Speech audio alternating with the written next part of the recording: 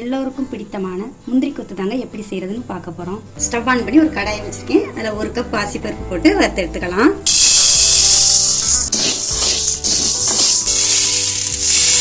இதே கடாயில 3/4 கப் தேங்காய் துருவல் எடுத்திருக்கேன். இந்த அளவுக்கு நல்ல செவக்க கைவிடாம வறுத்து எடுத்துக்கோங்க. ஒரு மிக்ஸி ஜாருக்கு மாற்றி நல்லா திரிச்சு எடுத்துக்குவோம். 3 ஏலக்காவும் போட்டு திரிச்சு எடுத்துக்கோங்க. இந்த அளவுக்கு திரிச்சா போதும், ரொம்ப நைஸா திரிக்க வேண்டாம். லைட்டா அப்படி சொரசொரப்பு தன்மையோட இருக்கட்டும். நம்ம மிக்ஸ் பண்ணி விட்டுக்குவோம். பாத்திரத்துல 3/4 கப் வெல்லம் எடுத்திருக்கேன், அதை போட்டுக்கோங்க. 3/4 கப் தண்ணி சேர்த்துக்கலாம். இதுக்கு பதம் எதுவும் தேவையில்லைங்க. வெல்லம் நல்லா கரைஞ்சி வந்தாலே போதும். அது வரை நம்ம கிளறி விட்டுக்குவோம். இந்த மாவுல ஃபில்டர் பண்ணி ஊற்றிக்குவோம்.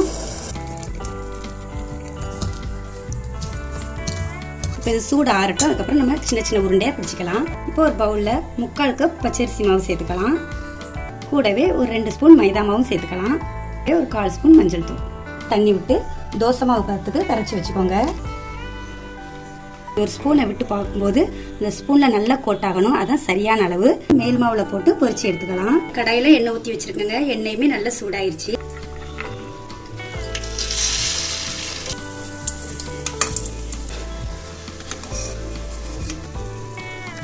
இது ரொம்ப ஈஸிங்க. பிகினர்ஸ் கூட ஈஸியாக செய்யலாங்க. டேஸ்ட் அவ்வளோ அருமையாக இருக்கும்.